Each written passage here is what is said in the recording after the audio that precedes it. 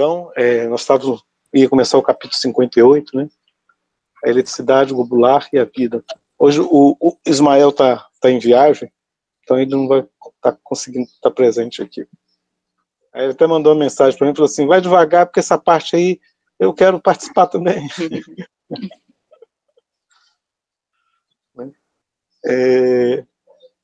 Então, continuemos na direção que seguis, do interior para o exterior, e observemos a forma sensória com que o dinamismo dos movimentos vorticosos se reveste. Encontraremos no último limite das espécies dinâmicas e no limiar do mundo biológico uma primeira unidade orgânica que justamente resume em si as características que observamos, comuns aos sistemas vorticosos e aos fenômenos biológicos. Quando ele está falando das espécies dinâmicas, ele está falando das espécies físicas, né, que são coisas sem estar envolvida a vida.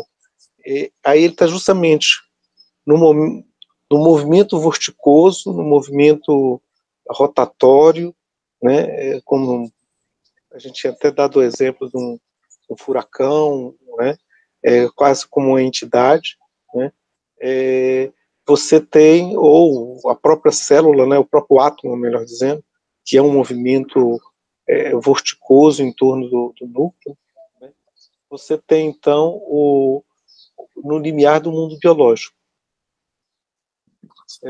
Encontraremos no último limite das espécies dinâmicas, no limiar do mundo biológico, uma primeira unidade orgânica, que justamente resume em si as características que observamos comuns aos sistemas vorticosos e aos fenômenos biológicos. Essa primeira unidade vos é dada pela eletricidade globular. Vamos tentar entender o que é essa eletricidade globular que ele fala. Nessa unidade, tendes a primeira organização de um sistema de vórtices, com uma primeira especialização embrional de funções. Dela nascerá a primeira célula, que englobará em si todos os movimentos vorticosos determinantes e lhe conservará em germe as características, verdadeira síntese dinâmica, síntese das forças e síntese dos elementos, em que sistemas atômicos combinam-se nos sistemas vorticosos e os átomos nas moléculas, arrastadas pelo recâmbio protoplasmático. Então, você vai ter aqui os átomos, que vão formar as moléculas de grande porte, né, principalmente as moléculas orgânicas, e elas por si vão se combinar de tal maneira a formar o primeiro sistema vivo. É interessante, isso aqui me lembra um experimento computacional que eles fizeram, não sei se foi no México. O projeto era um software que chamava Terra, né? Terra. E eles fizeram uma espécie de vírus de computador, um programa de computador, né? Que tinha algumas diretrizes. A diretriz ele tinha que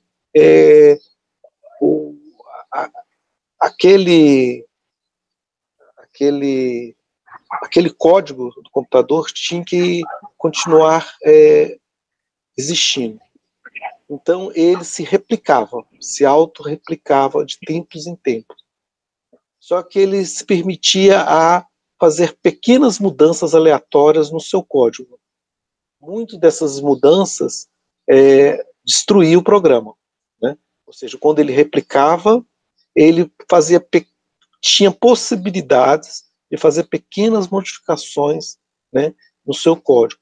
Muitas dessas pequenas modificações destruíam o programa. Outras, o programa criava mais robustez. E então a regra era sobreviver através de replicações e fazendo pequenas possibilidades de mudanças. E deixou o código rodar. A partir dali, ele foi criando outros códigos internos, que uma espécie de programa que vivia em função de outro, né? Como se fosse um sistema vivo em que foi crescendo e que foi criando espécies de programas filhos que tinham outras características, né, que conseguiu sobreviver, viver em função de outros programas, com uma espécie de simbiose, né, começou a criar outros, e criando características muito semelhantes aos primeiros seres vivos, né, que surgiram na Terra, de acordo com o modelo atual, né, que são as primeiras seres unicelulares, né, em que depois eles iam se replicando, né, só que tudo no sistema virtual, né, mostrando a semelhança que tem entre o sistema, dada a ideia, né, dado o processo, dada a regra, como que ela, né, ela evolui. É extremamente interessante. Chama um programa. Faz muito tempo que eu não vejo ele mais, mas chamava Tierra, terra em espanhol. Interessante, né? Você descrevendo, você vai vendo, você consegue fazer a analogia praticamente perfeita, né? Como você falou, da origem, né, dos seres, né? E se transformando e se complexicando. Eu ia inventar uma palavra agora. E se tornando mais complexo, né? E você consegue ver a relação com que o Baldi está falando aqui, né?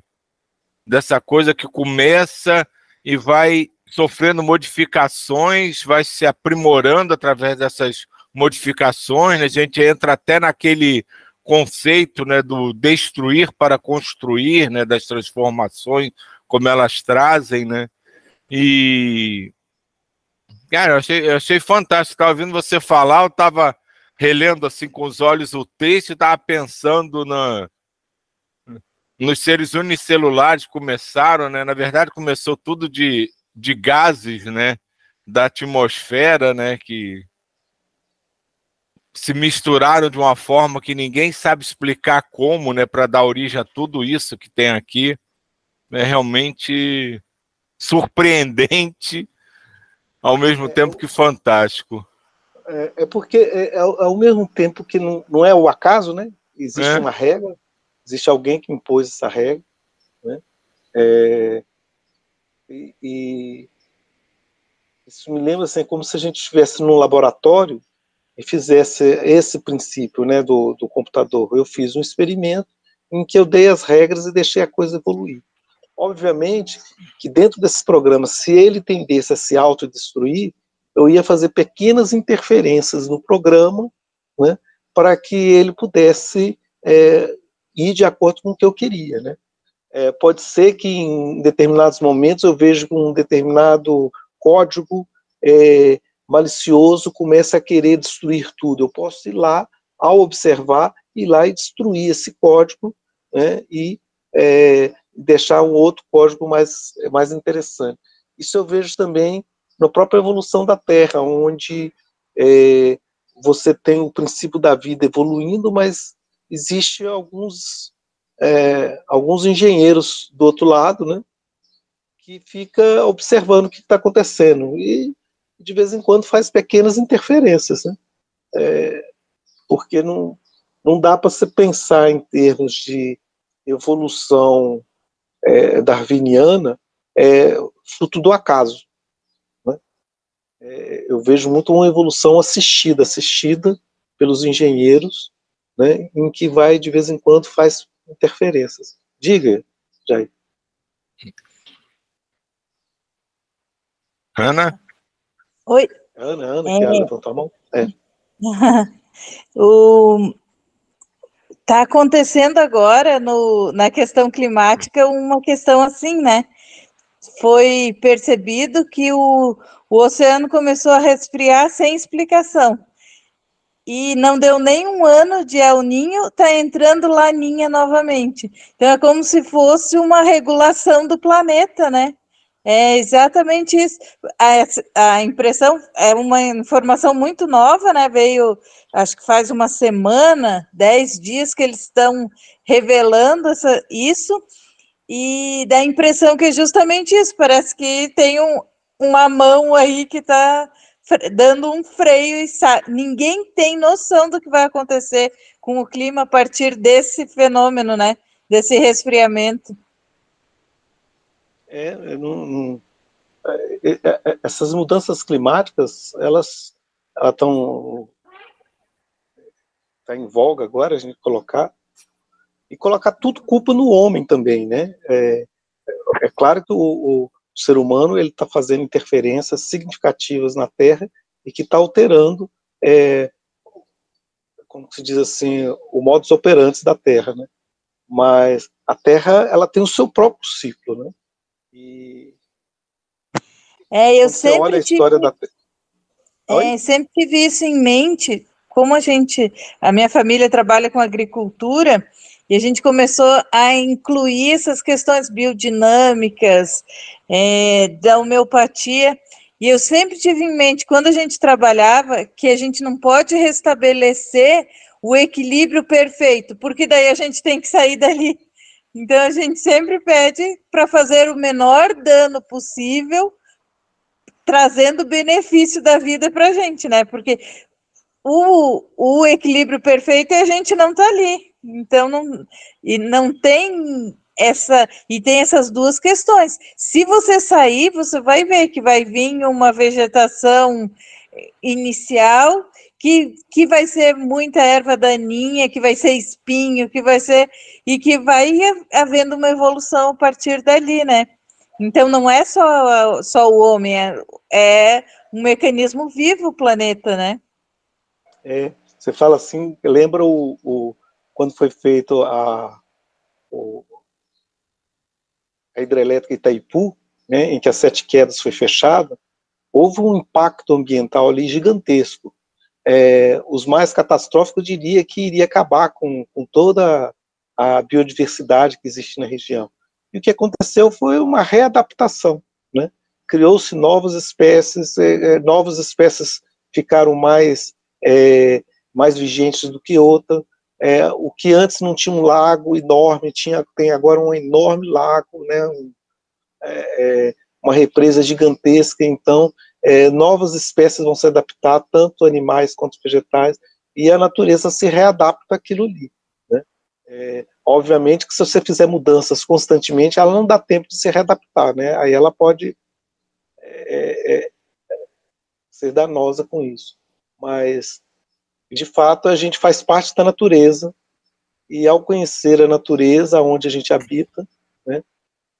Eu falo sempre para meus alunos assim, se sua casa queima, você pode trocar de casa? Pode. Né? Se você sofre uma enchente, você pode mudar de cidade? Pode. Né? Mas, por enquanto, a gente ainda não pode mudar de planeta. Então, se a gente destruir o planeta, a gente não vai ter onde morar aqui. A gente vai ter que ir para outro planeta, mas então a gente tem que se adaptar. Por isso que o planeta é grande, ele tem que se adaptar a essa nova realidade. Eu penso assim, se vier uma nova era glacial, que a história da Terra diz que ela passou por várias eras glaciais. A última era glacial foi há 20 mil anos, há 12 mil anos atrás. E entre uma era glacial e outra, sempre tem um interstício glacial. Então, tudo indica que nós estamos no intervalo, no final do interstício glacial para entrar em outra era glacial. Quando você faz o estudo das outras entradas da era glacial, antes de entrar na era glacial, há um pico na temperatura. Obviamente que ela não é tão rápida quanto está acontecendo, né? Então você vê que tem uma intervenção humana no sentido de que ela pode, como se diz, fazer com que o processo fique mais rápido, né? Mas que nós vamos passar por mudanças climáticas, vamos. Ela pode ser mais suave e a gente ter tempo de se adaptar a uma nova realidade, o próprio ser humano, se adaptar a uma nova realidade do planeta. Mas se for muito rápido, não dá tempo. E quando não dá tempo, aquelas espécies são dizimadas, né? Desaparecem. Tava ouvindo você falar, né, da coisa de como isso tudo é construído, né? E eu estava me lembrando, né, que na medicina existem momentos, né, que se usa muito, né, o método da tentativa e erro, né, que mostra total ignorância de quem está, em teoria, no comando, né, da situação, que não sabe o que fazer e começa a tentar várias coisas para ver o que vai dar certo. Então ele não sabe o que está fazendo, não sabe quais são as consequências que ele está fazendo, e a gente não pode nem dizer que isso é uma experiência, né, é um mero chute desesperado, né, de tentar achar uma solução, né? E a humanidade faz mais ou menos isso, como você falou de Itaipu, vai destruir, vai morrer tudo, isso vai destruir o planeta. A gente sempre opina com a nossa ignorância em temas que a gente não sabe absolutamente nada. Então, tudo isso aqui mostra que não é um método de tentativa e erro. Como você disse, os engenheiros que cuidam disso, eles sabem muito bem o que estão fazendo. E na hora que eles têm que interferir para que a coisa siga, né, a direção que eles já tinham concluído desde o início do projeto, né? E basta a gente, ontem se falou muito disso, a gente aceitar que a gente não tem que interferir, a gente tem que aceitar, entender que aquilo vai ser feito de uma maneira que a gente não sabe como nem porquê, mas que segue um princípio, um propósito, e vai atingir o seu objetivo. Aí, na ânsia desesperada de arrumar soluções ou de compreender, a gente às vezes causa um nervosismo coletivo, uma sensação de medo e pânico que se espalha como rastilho de pólvora, porque a gente não entende, não sabe, fica com medo e quer salvar o mundo. É só a gente se conscientizar. As coisas estão na mão de alguém que sabe muito bem dirigir. Conhece essa estrada, como ele diz, como a palma da sua mão. Não tem erro, ele não vai pegar um caminho errado. Deixa na mão dele que vai dar certo. É, por aí mesmo. Você fala assim, que você falou na medicina, tanto que quando você vai fazer o estudo de qual o melhor remédio para um determinado tipo de doença, algum mal, você vai pela tentativa e erro e vai fazendo vários protocolos. O protocolo 1, está dando errado, elimina. E elimina. Aí você vai apostando naqueles que está dando certo, né? E eu fico pensando assim, na época dos dinossauros, vamos tentar aqui os dinossauros. E deu errado, né?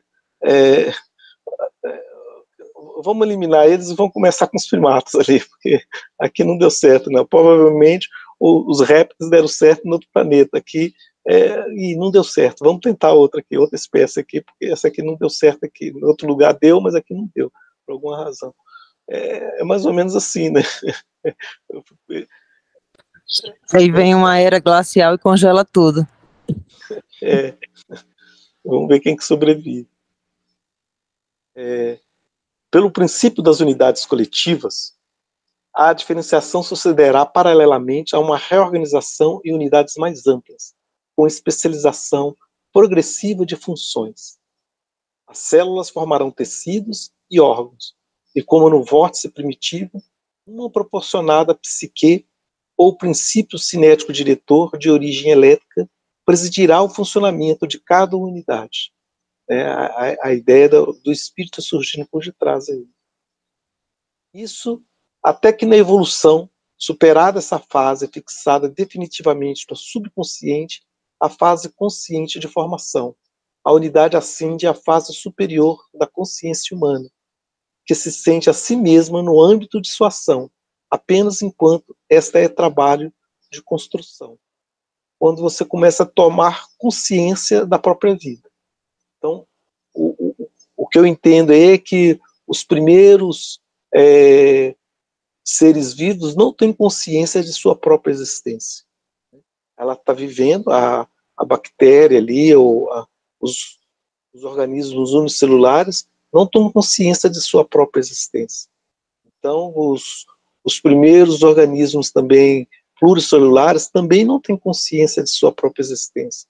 Mas existe ali um princípio diretor, uma psique que vai dando ordem para aquele grupo, né? Até que chega um momento em que ele tem condições de tomar consciência de si mesmo, né? E, opa, eu existo, então eu começo a pensar, né?